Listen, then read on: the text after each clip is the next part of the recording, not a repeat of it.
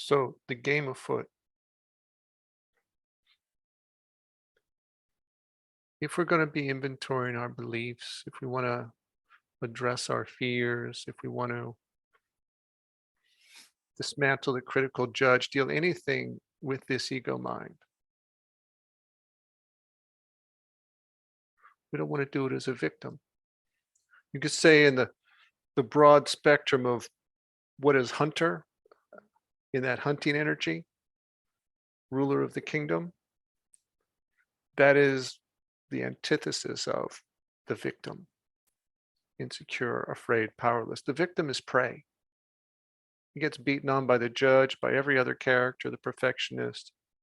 Okay, if we're dealing with our own ego mind, we want to be as far out of that as possible. We need to be in an energy of safety, security. I got this.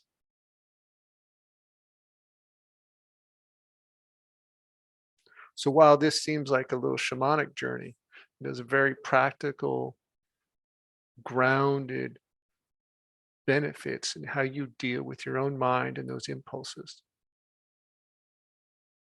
fears, and doubts.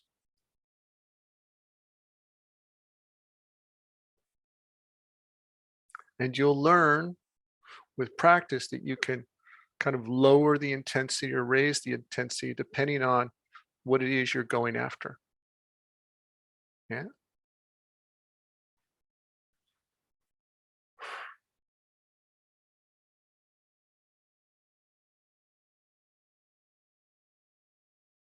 Does this make sense?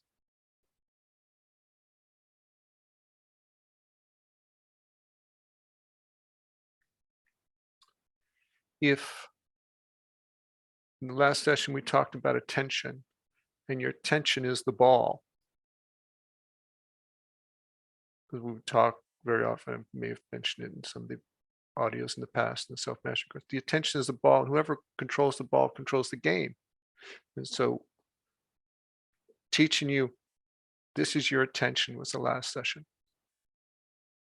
Energy chaining 1. This is hunting, is a way to hold your attention and wield it. Or we could say your attention is a sword. Taking your attention as a hunter and how you use your attention fiercely, patiently, focused intentfully as a hunter is a way that you hold your attention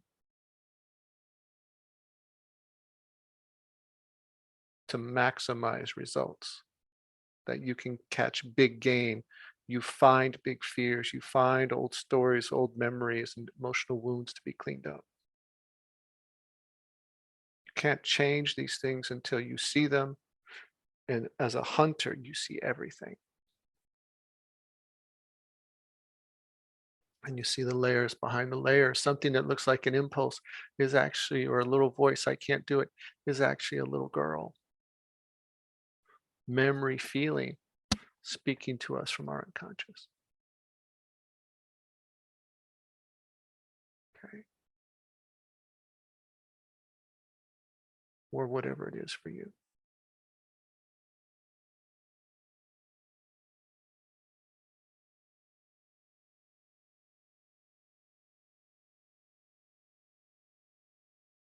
So to play this game, be in this game of changing your inner world, this is the foundational skills. Okay, hold the ball. This is how you hold the ball. This is how you hold a sword or a knife if you're cutting something. This is how you hold an instrument. Your attention is a force. This is how you can use that force to see deeper and fearlessly.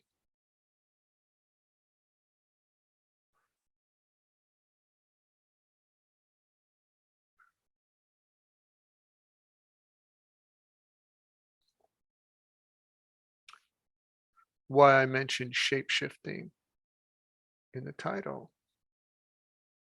It's a follow-up to a question that came out of the last session. Somebody asked, how do you, something to the effect, how do you know if you're being authentic? Well, from my perspective, first of all, you You aren't being authentic. Well, there's different layers of authentic, okay?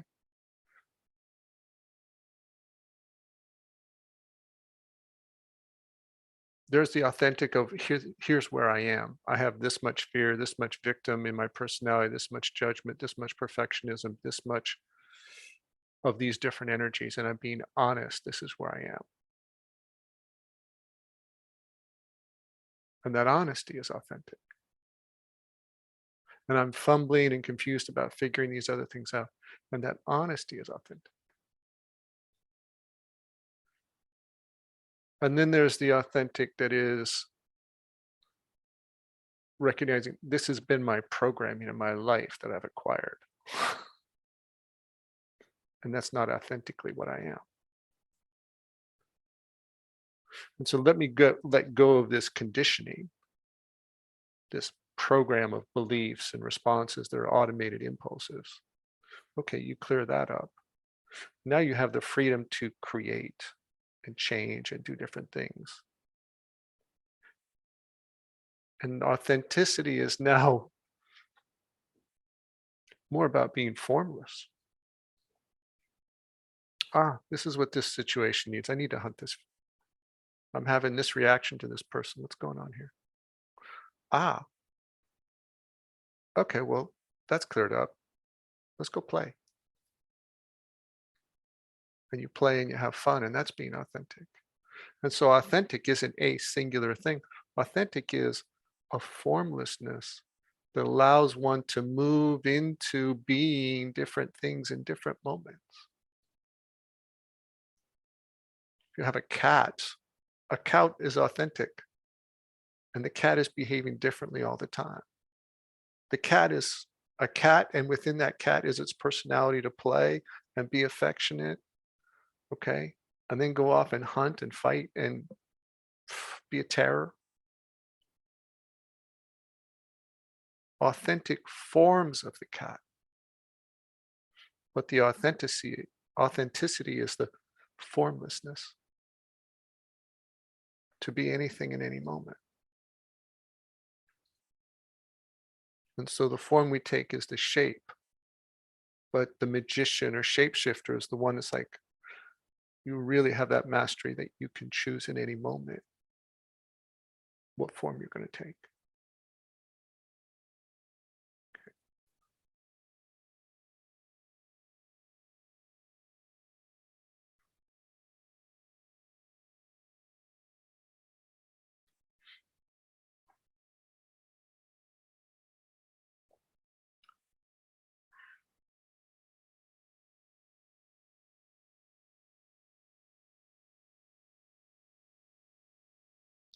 So the homework,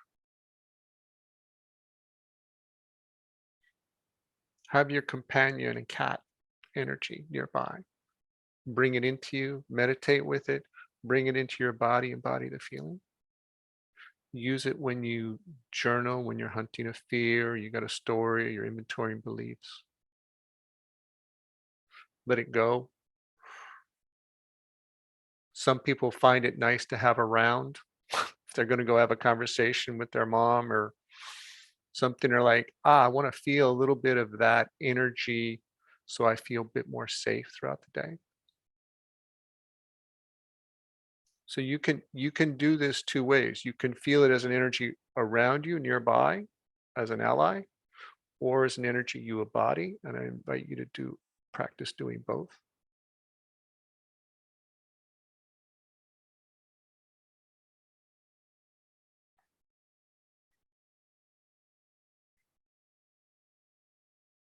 And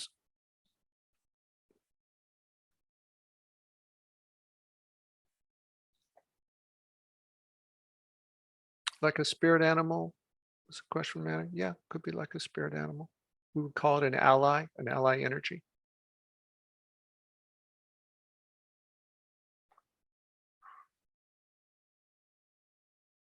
A little bit of magic. So bring that into your awareness meditation as you practice, and the attention and holding space for yourself. use that bit of energy to then look a little deeper. You're holding space and you're adding this, what's behind this impulse? What character or emotion is that thought coming from? So kind of what the little dreaming we did in the beginning, to look down into the source of where something's coming from. Bring that hunter energy so that you feel a bit more strength, a bit more focus, willing to look a little deeper, but also you sit patiently with it. You're not there to pounce on anything, tear it up, eat it alive, but sit in that strength and patience as you hold space for those impulses or thoughts as they arise.